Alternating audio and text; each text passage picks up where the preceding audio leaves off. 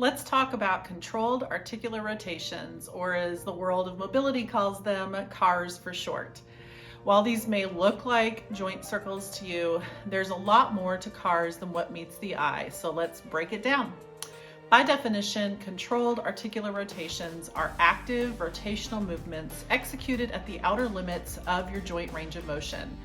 The idea really here is to explore that specific joint's range of motion while also keeping the movement well controlled. We want to isolate the joint movement and minimize any compensations from the rest of the body. The compensations could look like hyperextension of the lower back when you're performing a hip CAR, rotation of the trunk or torso when you perform a shoulder CAR, and even a hip rotation as you're performing a knee CAR. We prescribe CARs throughout rehab plans and in training programs for a number of different reasons. So let's go ahead and break those reasons down. First, CARs allows you to maintain the range of motion that you have. When our joint capsules are not stimulated or challenged on a frequent basis, they begin to accommodate to the positions and the activities that you find yourself most often in. So a lot of people blame like their mom's knees on the reason why they have bad knees, but that's not actually true. It's more than likely the fact that you have not exposed your knees or your other joints to as full of a range of motion or as wide of a range of motion as you can over the course of time. Another reason that we utilize CARs in our programming is that they improve articular health and longevity. Regular movement produces or promotes tissue sliding, which is a key factor to preventing maturation of fibrosis, and it can even delay or mitigate the onset of osteoarthritis. It actually stimulates the synovial membrane, which is kind of that inner lining of your joints, and that stimulation produces synovial fluid, which provides oxygen and nutrients to your joint space.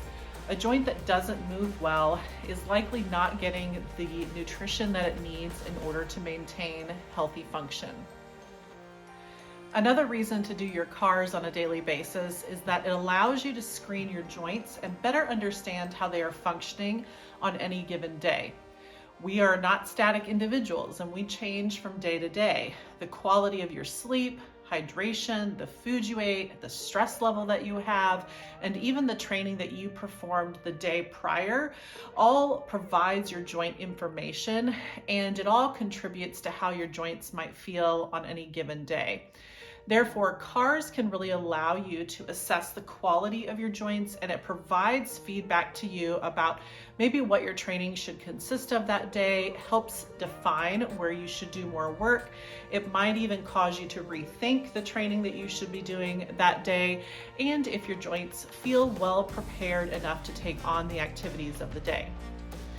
Lastly, CARs are also great to help you improve neurological function and communication from the joint to the central nervous system. Embedded within your joint capsule, which is the tissue that surrounds your joints, are specialized nerve receptors called mechanoreceptors. And there are type 1, 2, 3, and 4s. Type 3 mechanoreceptors, interestingly enough, don't actually get stimulated until your joint capsules are pulled taut, which is at the outer limits of your range of motion. So doing CARs automatically stimulates those type 3 receptors, which then provides direct communication from the joint up to your central nervous system, and it provides the central nervous system information about the quality of your joint.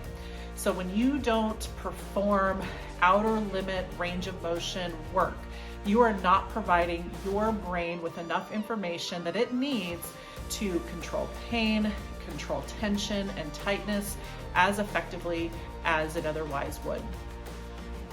You can practice CARs any time of the day, first thing in the morning, before you go to bed at night, as movement prep, and even as a training stimulus during the middle part of your training sessions. The effort level that you give really depends on the time of day that you do CARs, as well as the goal of the session. I typically recommend about 10 to 20% effort for morning CARs or before you go to bed, Increase that up to 30 to 40% if you're doing it as kind of a warm-up or a movement prep or even rehab, and then increase that even further if you are actually going to use cars as a training stimulus. Generally speaking, I recommend practicing cars for 45 to 60 seconds each, making sure to alternate directions halfway through. At the end of the day, cars are a skill, just like any other movement, and it needs to be practiced in order to be perfected. Perfection isn't the goal, however, so just making sure that you get in your cars every single day is really what is important. You want your joints to work independently of one another before you can expect them to work in conjunction together well.